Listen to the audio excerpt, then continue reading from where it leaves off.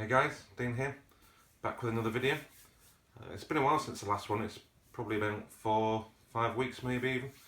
And in the last video I did mention I was going to start looking at the Iron Maiden collection. It's something I've been thinking about for a while. It's just making sure that the timing's right, and that there's potentially enough to show you. I know obviously looking at it, looks like probably got quite a lot of Iron Maiden stuff, but there's still quite a few sort of holes in the collection that obviously require filling. But for the most part, certainly from the UK standpoint, pretty much got everything I want, bar probably a couple of bits. So yeah, so I thought different ways. Do I just leaf through it? Do I show just bits and bobs of random? But I thought no, let's do it in some sort of kind of order. So I'm going to start with the albums. So obviously we're going to start right at the beginning, the self-titled album Iron Maiden. So literally we'll just go through the different versions that we have.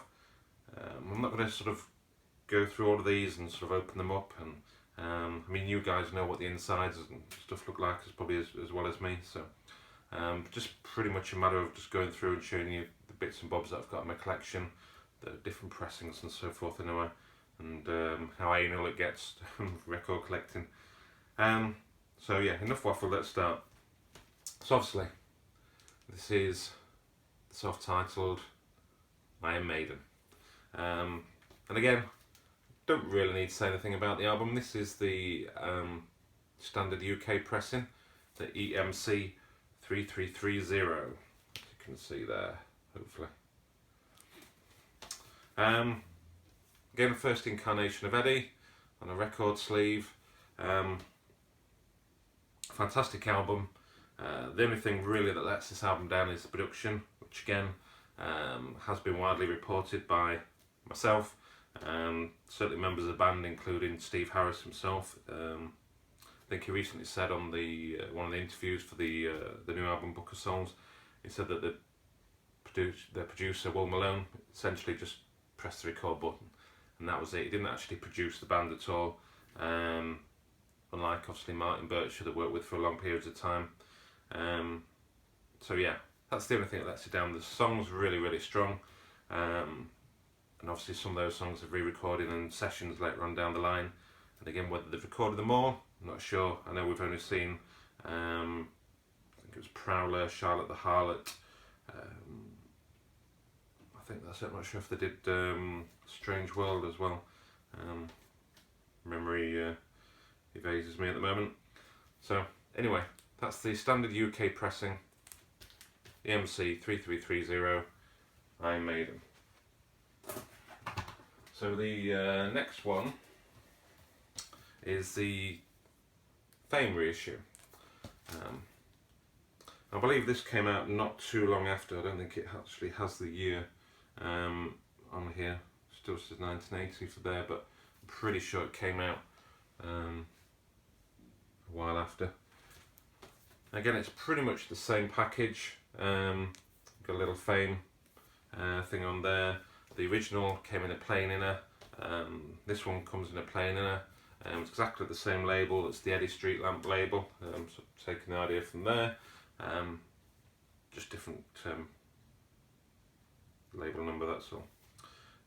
So yeah, so that's the Fame edition. Not really much to say about that one. Again, it's a UK pressing. I do like to have all the UK pressings, so it's something that I needed to get. This one, slightly different. That you tell from the cover, but hopefully you'll tell from the back there. There seems to be an extra track, which would be Sanctuary. Now, for some reason, this wasn't included on the original, as you can see. So you've got a slight difference in two albums there. Now this is the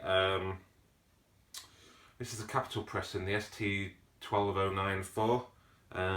Sorry, the Harvest pressing, not the Capital pressing. This was the Canadian pressing. So for some reason, Harvest decided, the record label decided, or maybe even the band decided to actually include the additional track. You thought for a UK band maybe that would have been something I would have done, but perhaps it was just, you know, let's give them a bit more additional value for the US, and let's try and break the US maybe, and you know, North America as well at the same time. Thing I love about this is the label. I love the Harvest yellow and green label. I think it's awesome. So again, that's something different from the Iron Maiden point of view. Obviously, you tend to get the Eddie logos on there, or the standard EMI stuff.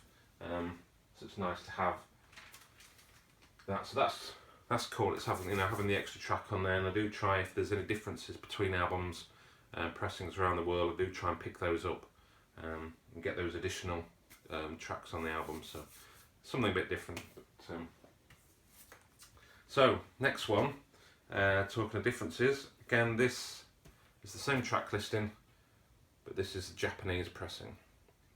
Now, some of you may have noticed in the last few videos I have mentioned I've been sort of picking up Japanese pressings, and obviously Iron Maiden at the top of the list for Japanese pressings. Again, same track listing, everything's exactly the same, but as we've come to know with the Japanese issues, it's always something a bit extra for the fans, which is part and parcel of the reason why people collect them. I mean, I love the Obi strips. I think the Obi strip is a genius idea. It adds a bit of extra value, you know, something a bit different from everything else. Let's say there's the standard Iron Maiden Eddie and the Street Lamp logo, and take this out. We also have an inner. Now, obviously this is the first album, as I've already shown you. The UK and the Canadian pressings did not have an inner, so therefore we've got a black and white, so very striking representation of the original artwork. And on the back we have some lyrics in Japanese and in English, which essentially follows suit on the internal pages as well. So again, so you've got all the lyrics. I think there's some brief information about the band, but I think that's in pretty much all in Japanese. But then you've got all the songs in English and in Japanese. So again, that's quite a nice little collectible, so something you didn't get on either of the UK pressings or the US pressings. I don't think any of the Capitol pressings had any additional stuff on there, or anywhere else around the world as far as I'm aware. So that's a really nice Japanese edition, certainly for the first album. Right, next we have, again, getting sick of this cover by now. This is the 2012, I believe, picture disc issue. Again, they went for like an Obi style strip on there as well, which was nice. Sorry about the horrible sounding sleeves. And this, again, the packaging on this, they really went to town on, which is really nice for the UK market. So the outside looks the same, the inside you've got a really nice live shot, and obviously the inside of that Obi there just telling you what the other lovely discs are going to be looking like. And inside, a lovely nice image of the band there, and obviously the lyrics and so forth. But obviously the cream of this package is the actual picture disc itself. So you have the running free artwork and the Sanctuary artwork, which again, you know, it's I don't think I've played this one. I've played a couple just to see what the sound quality is like of these. They're not great, but you know, picture discs generally in the norm aren't particularly that great anyway. So you know, it's a nice collectible package. Sadly, I've started recollecting vinyl after the whole sort of 2012 issues were in place, so I missed out on the black box set that came with it, which is very similar to the sort of red one. And they're going for some like crazy money on eBay at the moment anyway, just for the box itself. You know, you can pay upwards of £100, so unless you get a good deal. So it's something I'm on the lookout for. So if anybody's out there who's got a spare box and wants to send me one at a decent price, not a crazy price, then by all means contact me, because I'm really after one. And last but certainly not least, of all the Iron Maiden pressings I have at the moment, is the last year's 2014 repress on 180 gram vinyl. Again, recently showed this when they first came out. Really nice to have this one. Yeah, cracking album. I think they did a really good job on the mastering and so forth on this one. Possibly the best sounding version by the Japanese at the moment. So yeah, so that's a really good one. The only one that I don't have, which I really want, is the EMI 100 Centenary Edition. There was actually one on eBay a couple of days ago, but I was actually out enjoying myself too much and completely forgot all about it. Came home and found it had sold for like £40, which is a really good price. So literally kicking myself over that one.